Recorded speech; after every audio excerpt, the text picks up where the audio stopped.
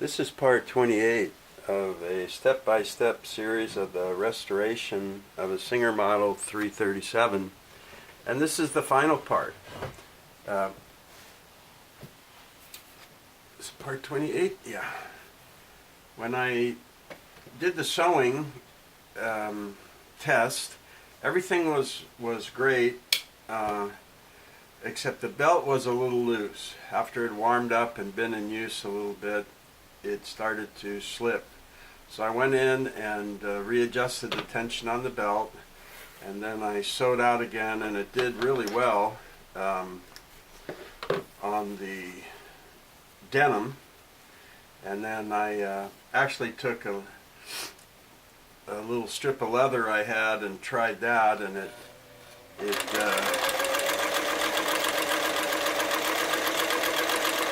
as you can see, it did that fine too. So, you know, it's not the most powerful machine, and it wasn't made to be.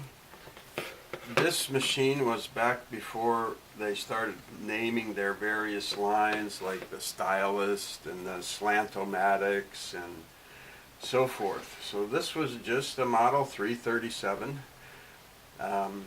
A very standard sewing machine with the straight zigzag, their left center right option, which was nice. Upper tension right in the front, bobbin winder controls right in the front, stitch length right in the front. So very well designed, very nice running, heavily made. It weighs about close to 20 pounds, the cast aluminum and all the metal in there. And I did go back here. Let's do it again. I went back to sew this 4 layers of denim, and it did sew that fine, but I could not get through the 8 layers here. The transition was too fast and too thick, too high. They make a little plastic device called a Denim, which you can use when you want to go up over the hems of jeans. And I think with that it would have worked. I went to borrow my wife's, but I couldn't find it. But irregardless, the 4 layers, it did sew fine.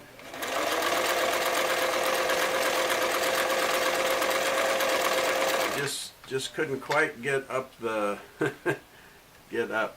And that Denim has a little slope that lets you do that. But anyway, I'm real happy with the way the machine turned out and how it sewed out. I ended up spending about $10 on the machine between the new thread tension check spring and the new belt and the rubber feet, which I didn't show you yet. I'll show you those, but they just, you know, they just screw on, so it's no big deal. Protect the back of this machine here, and I'll lay it down. So here's my new 4 rubber feet. They were like 55 cents each. I think I got them at So Classic, and then the check spring was about $1.50, and the belt was a little over $6. And as I discussed in the earlier video, I did end up oiling and greasing this about 3 times to make sure I had it off to a good start with the lubing, and then I would just close it up and get it ready for my customer. This is her 3rd machine. She bought a similar type machine from me a few years back, and then more recently she bought a machine for her older daughter, and it's this same kind of style because she's starting to teach her to sew. And then about a month ago she contacted me for a 3rd machine because her younger daughter is using the older daughter's machine more and more. So she said, let's just get her own, because they're both starting to sew more and more.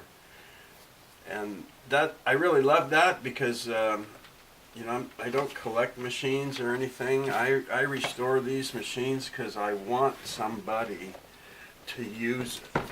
I want it to be used. It was, in my opinion, a well-designed, well-engineered, wonderfully working machine, and I want it to be used.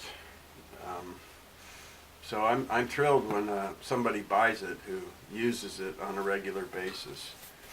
And it's nice to have somebody come back and want another and another. That's a first for me. So I hope you enjoyed the series. I enjoyed doing it, and I'd like to give a thanks to My Living Journal on YouTube, who she's the one who suggested it. And I'm glad she did. It was all the photography and editing was a lot more than I thought, but I enjoyed it. Thanks for tuning in, and take care.